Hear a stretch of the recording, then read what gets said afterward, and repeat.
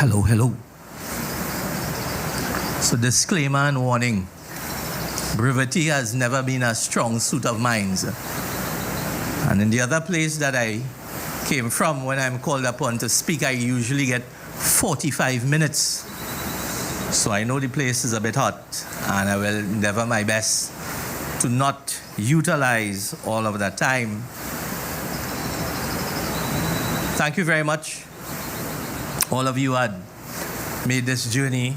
Some of you have traveled far overseas to get here to celebrate this day that is so special to all of us, my mother, my sisters, my wife, my children, the immediate family here, those who went round the clock for the last 4 months to give Daddy the best possible care that we could have. Now I'm minded to start with a joke, because for those of you who know my dad, he was a comedian. He always had one of the, what you call those dad jokes, that doesn't make sense to anybody else but himself. So I'll attempt to deliver one that was most recent in his vintage. And I hope those of you who catch it knows it's a dad joke. It doesn't have to be extremely funny. He says he was at the charge room one day, and a gentleman that he knows well come and say, "Sarge, I'm looking for a work." So Daddy tell him, "Well, you know, in the police service, you have a procedure to become a police officer. But I know I have an opening or two, and the interview is easy, and it should be easy for you to get it." So he sends him across to the forestry office that's by the Rio Claro High School. He said they're looking for forest rangers or wardens, I think they call them. But it's a simple interview, worded interview, nothing to write, and you answer 1 or 2 questions, and if you are fit, they hire you. So he went down, and about 2 weeks after, my father bounced him up and said, "You get the work?" He said, "No." So what happened? He said, "I failed the interview." So you fail an interview with a simple interview? What question they ask you? He said, "They asked me my name, where I'm from, and what's my experience." I tell them as a man live in the woods for years. I know about tree, I know about hunting, I know about animal. So the interviewer said, "Listen, well then if that's the case, I just have one question for you. How would you identify the bark of a tree?" He said, "That's easy. I decide you just pee on."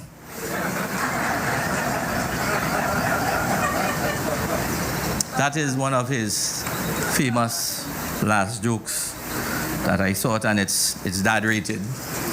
So I am happy to stand before all of you today to honor my father.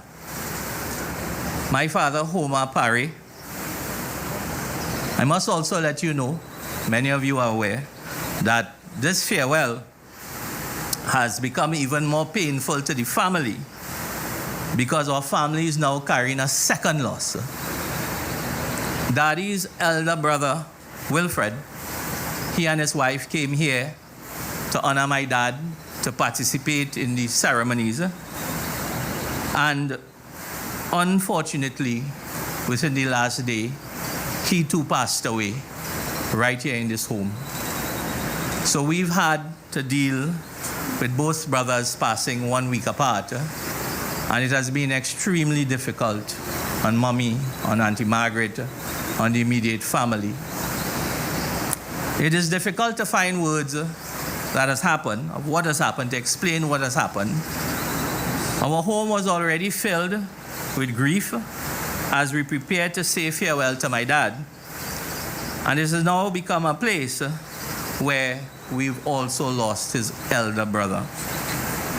Uncle Wilfred came to support us. He came to stand with his brother during this time of sorrow for our family. We never imagined that Auntie Anne-Marie and his family would also need our support before Daddy was even laid to rest. We now mourn 2 brothers who shared a childhood, a family history, and memories stretching back to Siparia and Guayaguayari, The pain is immense, but our family will remain resilient. We will not pretend that we are unhurt. We will grieve, cry, and feel the full weight of these losses. But we will also hold one another tightly together. We will support Mommy. We will stand with Auntie Anne-Marie, Uncle Wilfred's family, and we will draw strength from our faith, our love for one another, and the example left by two brothers that we have lost. We have been struck twice, but we will not be broken. Today we honor Daddy with the dignity that he deserves while carrying Uncle Wilfred and his family within our hearts. To many of you, Daddy was Inspector Paray, police officer, detective, colleague, mentor, neighbor, friend. To our family, he was husband, father, grandfather, protector, and guide. To me, he was simply Daddy. That one word carries a lifetime of meaning. It speaks of discipline, sacrifice, protection, correction, laughter, stories, music, and love. It speaks of the confidence that comes from knowing that someone stands behind you when life becomes difficult. Daddy passed away at 1:30 a.m. on Wednesday, 29th of July, 2026. He was 79 years old. He was not a feeble 79.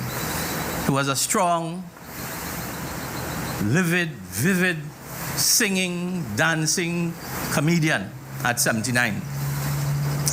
His passing has left a space within our family that cannot be filled. We will miss his voice, his advice, his routines, and his presence. At family gatherings, we will still expect him to stand, clear his throat, and begin singing one of the songs that we have heard many times, but never grew tired of hearing from him. Daddy was born in Saparia on the 31st of March, 1947. When he was about 9 or 10 years old, during the late 1950s, the family moved to Guaya, the community we fondly call Guaya. It was there that much of his childhood unfolded alongside Margaret, Wilfred, and Morris, his elder brother, who is deceased as well. They attended the Guaya Roman Catholic School, and the stories from those years show that Daddy was a jovial young man from that age. He enjoyed friends, he enjoyed having company, he enjoyed laughter, games, and small adventures that form part of growing up in rural Trinidad and Tobago. Auntie Mags remember Daddy once choked on a piece of roti in school, and he decided not carrying back roti to school again. So my grandmother had to make rice and any and everything every day for lunch because he said I wanted no roti. Even as a child, Daddy made up his mind about something. When he made up his mind, it was difficult to change it. On another occasion, he tried to avoid going to school. So, to let the time pass to go to school, the tea was always too hot. It's too hot to tell it for it to cold, and by the time school hours pass. So I understand that my grandfather got wind of the scam. And when he cracked 2 or 3 belts, he said, cold it. Going to school. That story, it still brings a lot of laughter to all of us because we've all done it. We've tried it in different modern ways to skip school. But what it says, that, it captures the humor, the quick thinking, and cleverness that remain part of his personality throughout his life. Daddy and his siblings also enjoyed listening to the radio. They look forward to the top 10 program every Sunday. Sometimes they would seize the radio and hide it in the room. And they continued listening after hours when Ma and Papa didn't know they have the radio inside the room. And you're not supposed to be up because you have school the next morning. But they were caught eventually again, and obviously there were consequences. But the music was worth the risk. And perhaps it was that love for music that has helped shape the man who would later sing at almost every family gathering. Daddy also enjoyed playing cricket, more so with other kids at school. As a young man, as young children growing up, we had an 8-track cassette that went into PT 1650, a 120 wide. That was the family car. But Daddy could have put me Vashti and Rhonda and listen only Indian song. Hari Mahabir Indian Orchestra, the silver label on the 8-track. But my dad chose to introduce us as children to Sam Cooke, Brooke Benton, the Drifters, and he cultured our musical taste as children. And I can tell you I've done the same thing with my girls. I introduced them to music, all genres of music, including East Indian music, because I believe, like I remember Morgan Job said one day, that music shape character. Daddy had a deep affection for birds and animals. On one occasion, his mother released a bird that he was keeping. Daddy cried because he believed that the bird gone. The bird later returned that day in the family kitchen, almost as though it understood how much my father cared for him. He also refused to eat yard fowl because he, after mind them fowl, he said he not eating them. So that was a challenge in terms of preparing meat for him.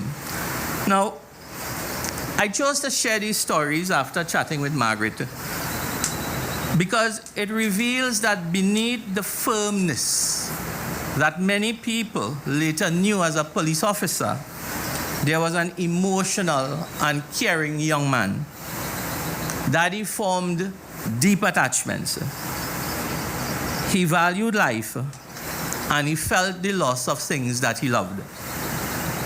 When he was about 13 years old, Daddy spent a short period teaching at the Guayaguayari Roman Catholic School.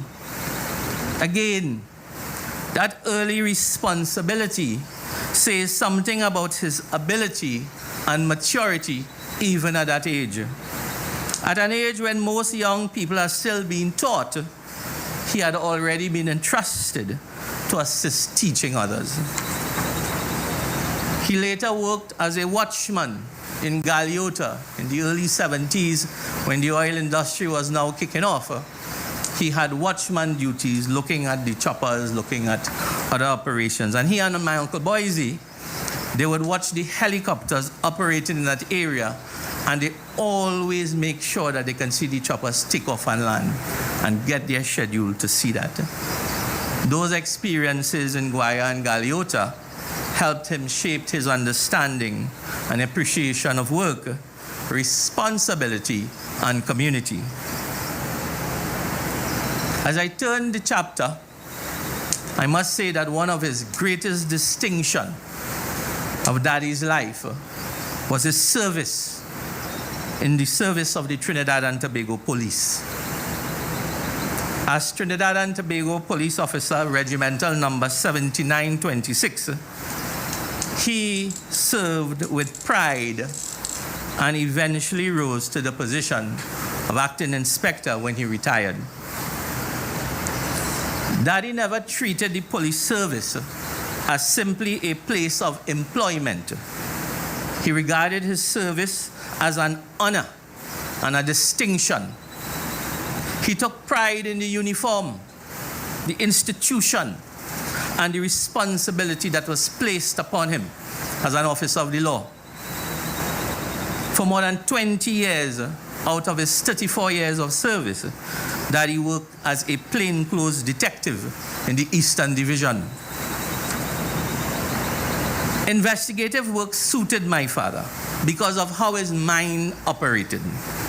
He listened carefully. He paid attention to detail. He valued evidence.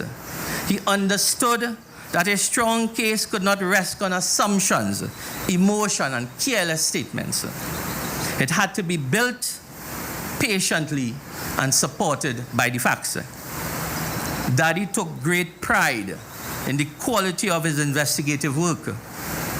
He received commendations and awards for cases that he handled, and he preserved copies of documents throughout his entire life. Among them were commendations from two former directors of public prosecutions who went on to later serve as presidents of this republic. Those documents were important to him because they represented professionalism and recognition from people who understood criminal law, evidence, and prosecutions. They confirmed that his work met the standard capable of withstanding examination. Daddy was able to pass on a few important lessons to me that I used over the years. And one of it came from his respect of documentation. He often said, and as MP, I would tell constituents this when they come with problems and I ask, hey, did you keep records and so on? Because if I have to make a challenge, I need records. So my father instilled this in my head, that the faintest ink will outlast the sharpest memory. The faintest ink will outlast the sharpest memory. Memory fades. Details become confused. People forget what they say, agreed, or observed. Written records remain. Daddy taught me to document matters carefully and never depend entirely on recollection. That lesson influenced the way I approach business, politics, and public service. Proper records protect facts. They preserve accountability. They give the truth somewhere firm to stand. His second great investigative lesson concerned lies. Well, you know, as children and young men, we wrest some good ones, but you could never caught out my fight. You could never catch him out. No. He pulled you aside and he said, sit down. Daddy believed that lies do not appear from thin air. It just doesn't appear. A convincing lie is usually built around an ounce of truth. He said the work of a good detective, he explained to me, was to dismantle the sentence, identify the ounce of truth, and discard the lies surrounding it. Once you found that piece of truth, you had somewhere to begin. You could compare it with the evidence, you could test the timeline, you could identify contradictions, you could follow the facts and build the case from there. That is how my father's mind worked. He did not accept a story mainly because it sounded good. He examined the words, searched for the facts hidden within them, and separate what could be proven. I am told by several of his colleagues, many who are seated here today, that these guiding principles contributed to several investigative records in the Eastern Division that still remains unbroken up to today. That speaks to the standard he set and the seriousness with which he approached his duty. His work was never simply about closing a case. It was about getting it right, presenting the evidence, and make sure it can withstand scrutiny. Yet the police service was only one part of Daddy's life. When his shift ended, his time completely belonged to us. He did not give us whatever energy happened to be left over. That was not my father. When he came home, he became fully present as a husband and a father. I cannot ever recall my father being home and having to discuss police cases and police matters in the house. I have one recollection: a gentleman came in front of the house right here on a Sunday evening asking to speak to my dad. My dad came downstairs and told him politely, "Sir, I will be in the police station tomorrow morning, Monday, when I take up duty. Please feel free to come and I'll have all the conversations in the world, but not in my home." And the man politely left. As children, Daddy sang for us. All the music that you would have heard earlier on today and that you would hear during the repast this evening, it was my father's favorite song. And these are songs that he would sing for me and Vashti and Rana and Varsha. And when he come off duty, the first thing he do when he take out the clothes and he lie down on the bed, and we jump up and you blow bubbles on the belly and thing, and then he starts to sing. He sang inside our home. He sang when we were together, and he sang us to sleep. The detective who spent his working hours examining statements, following evidence, and dealing with difficult situations would come home and comfort his wife and children with song. When Vashti and I were young, Daddy took us cinema every second Friday when he came off shift. He bundled us together and we went to either Skyline or Liberty in Rio Claro. And little I sure not only know my father enjoyed a good kick-up. He loved kung fu movies. So he would take me and Vashti every other Friday to look at movies. At that age, we probably thought only about the film and the excitement that it brought. But looking back now as a man, I now understand those trips were about something greater. They were about time. Daddy gave us time. He understood that providing for a family meant far more than bringing home an income. It meant being present, creating memories, and giving children experiences they would carry throughout lifetime, which is clearly evident today. At home, Daddy would play word quizzes with us. He challenged our minds, he encouraged us to think.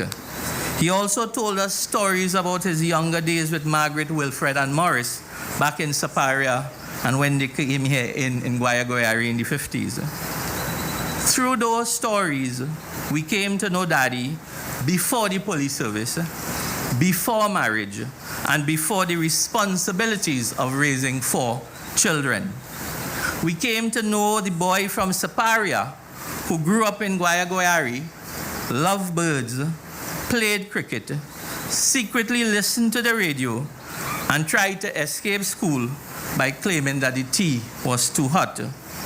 Today, those stories mean so much to us. More so because Uncle Wilfred, who shared so many of those childhood memories, has also left us. As we grew older, another important Paray tradition became part of our family life, all fours. Daddy sharpened our all four skills. In our family, this was not treated lightly. It is not a casual game. Dexter, you know that.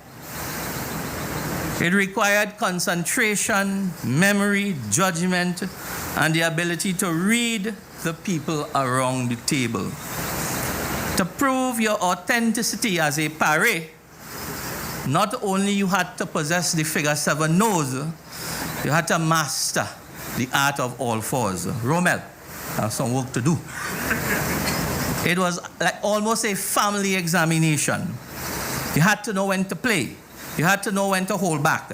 You had to remember the cards. You had to study your opponents. You had to understand your partner. Perhaps Daddy was still teaching us in some small way of the instincts of being a good police detective. Pay attention, he would say. Remember what already happened, who play what, when, how. Study the people around you. Do not reveal anything too early. Make your move based on the information available. Those games brought laughter, competition, and many strong discussions about who was playing the wrong cards and why. We gave Daddy in his last 4 months the most amount of all fours. 3 and 4 times. We would sometimes play 10 games in a stretch, wait till midnight for his enjoyment. And we enjoyed every moment of it. Daddy gave us a childhood filled with stories, songs, games, cinema trips, and the time together. And that was his greatest gift to all of us here. Now on August 6th, today, 1968, Daddy married my mother, Sintra, today. Together, Homer and Sintra built a marriage that lasted almost 58 years, almost scratch it. On this day, the day that we lay Daddy to rest, marks their 58th wedding anniversary. Now, there's something deeply moving about that. The date is something, the date marked the beginning of their life together. It now marks the day Mommy gives a final public farewell to the man who she has almost spent 6 decades with. As mentioned before, the marriage made 4 children. Vashti is the eldest of my siblings. I am the only son. And then came my younger sisters, Rhonda and Vasha, together. Mommy and Daddy raised the 4 of us. They built a home through work, sacrifice, patience, and commitment.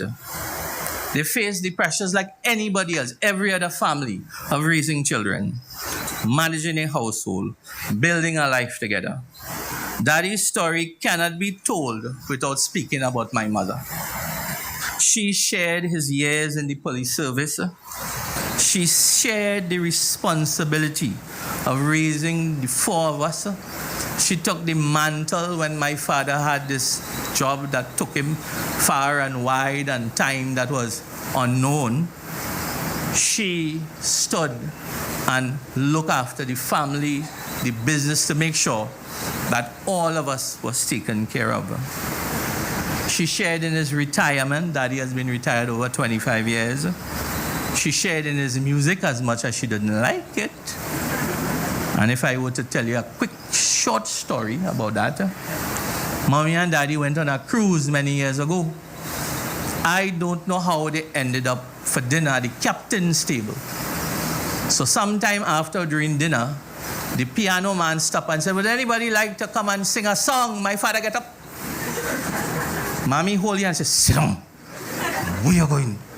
So he get up and he gone. He went and he asked the man, do you know this song, the 12th of Never? And I tell you about that song just now. Man said, yes. My mother said, rush boy. I bend my head because I know what coming. And Daddy started to sing. And when he's supposed to sing in a A, he sing in a Q. When he's singing a Q, he sing in a F. And she said, Rushton boy, all I could do is take a deep breath and close my eye. When my father finished singing, and on his way back, all them ladies and people say, oh my God, if my husband could sing like that for me, you must be so proud. And my mother said, I swallow in shame. But it didn't matter to Daddy. When Daddy got up on that stage, he sang it how best he could. And those songs became, and still is, and forever be, part of our childhood memories of him.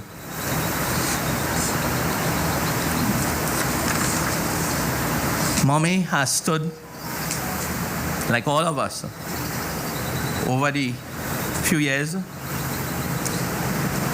He was never a perfectly healthy man. Had 1 or 2 ailments, but nothing that was ever life-threatening, or that for 1 minute we believe that we would have been here today. And Mommy has stood next to him, with him, caring for him, caring for this man that she has shared most, if not all, her adult life. Now, I cannot say Daddy was a romantic in the conventional sense. He may have not always expressed his feelings through grand gestures or carefully chosen words, but Daddy sung for Mommy every single time, every occasion. Sometimes we'll pass by the bedroom and he humming going down the road. Perhaps that was his form of romance. Hopefully, sometime during today, before this program is over, I have asked someone to do a rendition of the two songs that mean so much to Mommy and to all of us at home.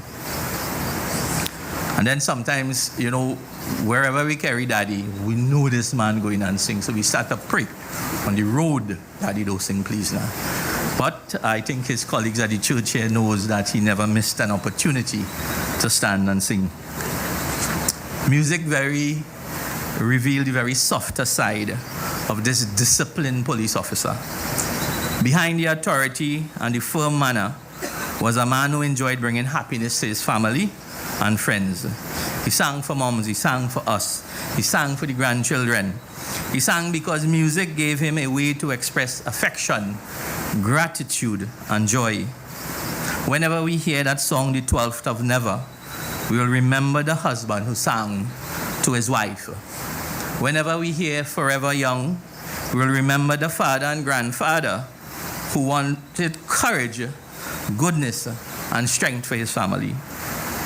Today, the performances has ended, but the songs will remain in our hearts and in our minds. As my father's only son, his influence on my life went far beyond the advice that he gave directly. When I entered business, public service, and politics, I carried his lessons with me. I carried his belief in discipline, evidence, proper records, and personal responsibility for every action that you took.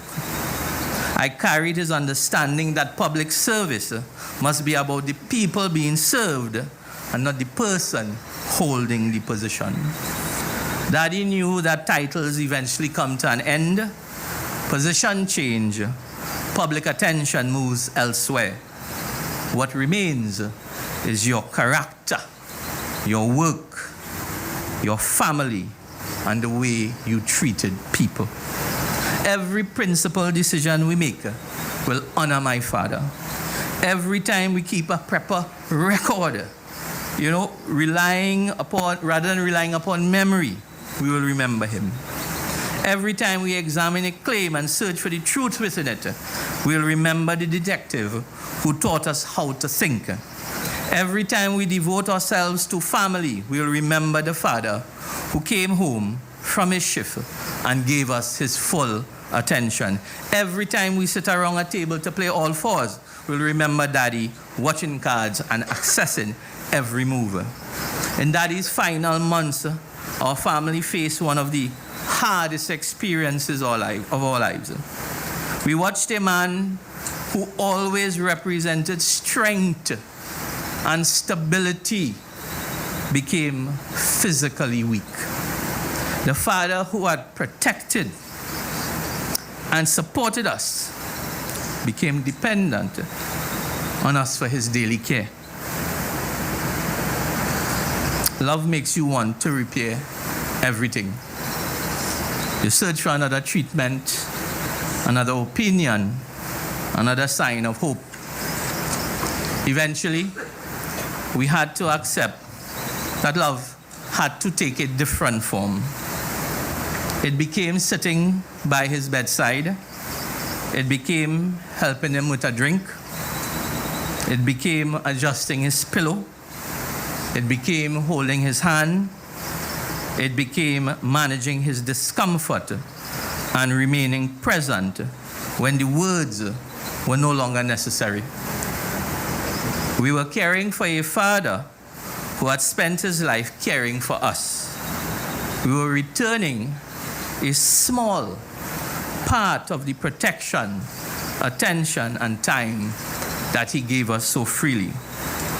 Our decision to focus on his comfort, palliative care, and his dignity was not surrender. It was love. Today we mourn my dad. We also carry the shock of Uncle Wilfred's passing, but we give thanks. We give thanks to Daddy's 79 years. We give thanks to his service to the Trinidad and Tobago Police Service. We give thanks for the marriage that he shared with Mommy. We give thanks for every lesson, correction, investigation, story, cinema trip, word quiz, card game, and song.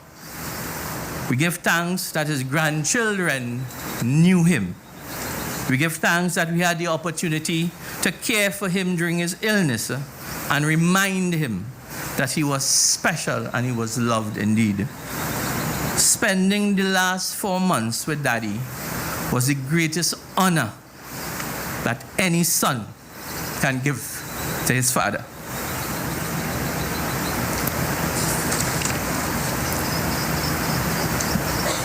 Daddy, you taught us that the faintest ink will outlast the sharpest memory. Your life has now become a permanent record. It records a boy from Siparia who grew up in Guaya. It records a husband who remained beside his wife for almost 58 years. It records a father who gave his children his time. It records a detective who served the TTPS with distinction. It records an officer who took pride in the quality of work. It records a man who sang to his family and left his voice within all our memories. Daddy, I am extremely proud to tell the world that you are my dad and I am your son. Vashti, Rhonda, Vasha, and I are proud to be the children of Homer and Sintra Paray. We will support my mother. We will remain close as a family. And we will stand with Auntie and Marie and Uncle Wilfred during this very difficult time as well. And we will protect the name that you have carried. We will preserve your stories. We will pass your lessons to our children. And we will keep singing the songs. We will continue to play all fours because no parish should be allowed to forget the rules. We will remain resilient in the face of this adversity. We will rise as high as we can so that through our lives, people will respect the man who raised us. Rest peacefully, Daddy. Served your family. You served your country. And you have honored the Trinidad and Tobago Police Service.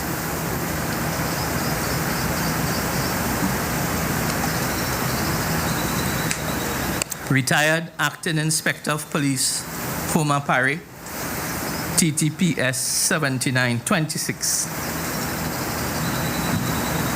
Your duty is done, and your tour has ended. We will take it from there. Thank you.